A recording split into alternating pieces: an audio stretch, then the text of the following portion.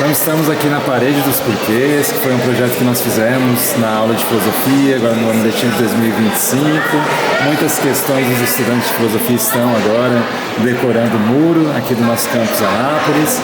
Contem um pouquinho, primeiro, quem são vocês e como vocês se sentiram com essa experiência de não só questionar para si mesmo, mas colocar para toda a comunidade escolar, né, os questionamentos. Eu sou a Sabrina, de Comércio 2 e eu sou a Júlia Mariane, de Comércio 2. E eu achei legal debater, foram assuntos polêmicos, assuntos que eu gosto de conversar, são coisas que a maioria das pessoas tem medo de falar. E parece que na aula de filosofia a gente tem mais liberdade para conversar sobre esses assuntos mais sérios, digamos assim. Achei legal. Eu acho que também estava precisando ser necessário focar mais nessa questão de, tipo, de ter um diálogo, de conversar, do que só questão de, tipo, nota, e aí, como é que fica a nota? Nossa, e aí, como é que fica a presença? Tipo, a gente tem um espaço onde a gente possa realmente pensar e aprender e debater, ao invés de ficar só assim, nossa, a escola, filosofia, tipo, tá bom, a gente pensa lá na hora e depois, é isso. Tem uma brincadeira que na filosofia a gente faz também, né, que muitas vezes a aula de filosofia é um monte de conteúdo sobre homens brancos europeus mortos há muito tempo. E aqui a gente tenta, sei lá, fazer algo um pouco mais original, que é mostrar que cada um de vocês também pode ser filósofo e filósofa a partir da sua vivência, extraindo uma grande questão que quer pesquisar, né? Então relembrem um pouquinho qual foi, assim, a grande questão que vocês encontraram. Bom, a minha questão, a minha pergunta que eu coloquei foi por que nossa opinião só importa se temos relevância no meio que estamos. E eu sei o que é de perto, eu já vi de perto como a pessoa é ignorada quando ela não está inserida em um grupo específico. Isso acontece muito na escola.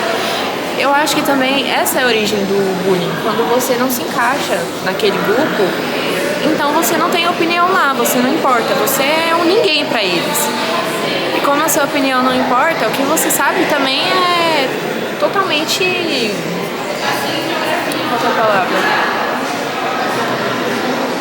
Totalmente ignorado, digamos assim. E o que você fala é ignorado e te ignoram, então você fica sem saber de nada e se perde. Então, o meu plano foi sobre a experiência de tipo, a minha opinião só importa se eu converso com você, se a gente é amigo. Se a gente não é amigo, se a gente não se fala, então não importa. Então é sobre isso. Sobre isso que eu pergunto. A minha pergunta era até que ponto a gente pode quebrar os padrões que se formaram de forma inconsciente pela forma que a gente foi criado.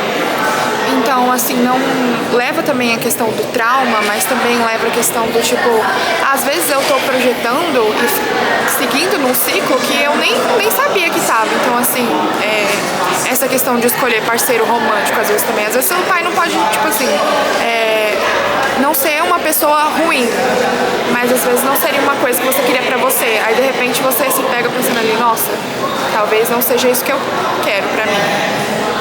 Aí você acaba mudando, você pensa assim, nossa, agora eu tenho consciência disso e posso mudar.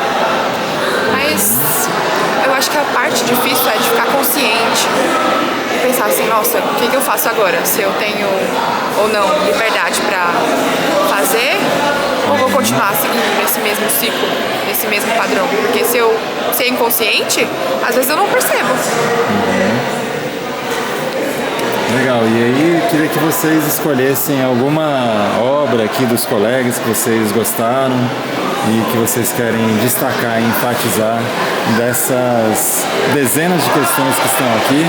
Tem alguma que vocês sentem que é comovente? Eu acho que esse daqui é legal, o que é o amor. É super aberto e te deixa pensando.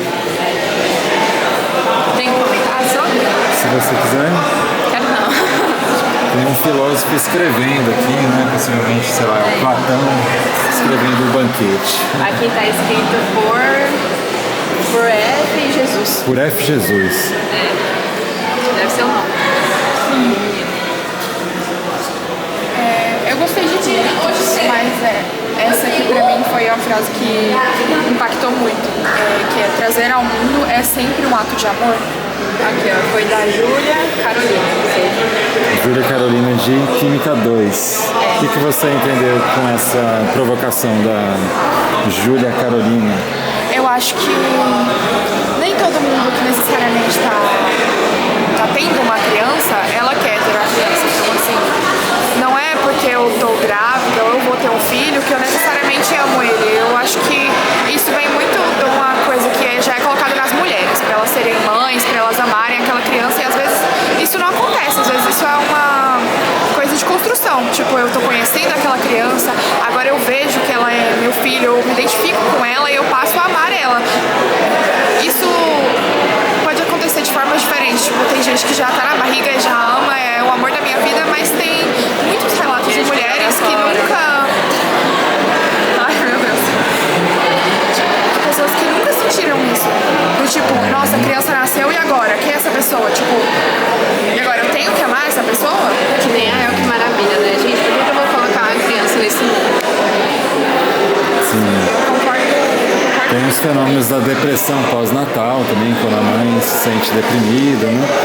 E tem uma questão do antinatalismo também, que, né, tem mulheres que acreditam que não querem ter filhos e que não são menos mulheres por conta disso, né? Eu acho que vem uma questão também que é, tipo, você tá preparado mesmo pra ser um pai ou uma mãe, ou você só quer uma extensão de você mesmo? Tipo, beleza, alguém que vai fazer as mesmas coisas que eu, e alguém que vai seguir com o meu legado e que eu vou gostar de ter perto. Você tá preparado pra essa pessoa ser totalmente diferente de você? Não acreditar nas mesmas coisas que você acredita? De ter que ficar em conflito com você mesma e com uma pessoa que você ama. E, tipo, você vai ter que ser pai ou você vai ter que ser uma pessoa, tipo, pra entender e aceitar? Bacana, muito legal. Aí Você pra vai terminar, criar, vai tipo, fazer uma cópia de você mesmo, né? uma cópia de você mesmo, né? Aí eu vou propor só para terminar o seguinte: vamos caminhar um pouco aqui, ó, começando essa parte do muro aqui, e nós vamos caminhar até o finzinho desse muro. E aí vocês me digam, a questão é o seguinte: qual que é a diferença para vocês entre esse muro aqui, totalmente cinzento, totalmente inexpressivo, com o muro que a gente vai começar a ver ali, que tem a parede dos porquês e também tem os grafites que mostram os 3 cursos do ensino técnico integrado. Vai responder agora? Vamos andando pelo campus e vocês vão falando. Eu acho que esse muro cinza é um muro que representa a grande massa que não teve a oportunidade de fazer essas perguntas, que não teve a oportunidade de sequer perguntar as coisas que elas pensavam, que elas tinham dúvida. É isso. Eu acho que o muro cinza não é tipo porque elas não tiveram a oportunidade de pensar. Eu acho que aquilo foi colocado pra elas não pensarem, tipo, beleza, o muro tá ali irrelevante. Agora, quando tem alguma coisa escrita nas paredes, querendo ou não, a gente, tipo, você passa o olho rápido, aí você começa a ler. Aí eu acho que aquilo já instiga a gente a pensar em outras coisas. Tipo, o muro, você não vai começar, nossa, por que a parede é cinza? Tá ali, pronto. Agora, quando você vê as perguntas, você começa a questionar e pensar mais sobre isso. Legal, então aqui a gente chegou num grafite, inclusive, sobre as artes aqui, né? Que eu acho que é um bom encerramento do nosso vídeo. A escola mais colorida, mais expressiva, né? Então é isso, muito legal. Estamos aqui no intervalo, mó balbúrdio de ruídos. Confusão, né? Foi muito bom. Obrigado, então, pelo depoimento aí da vivência de vocês com a parede dos porquês. Nada. Valeu, gente.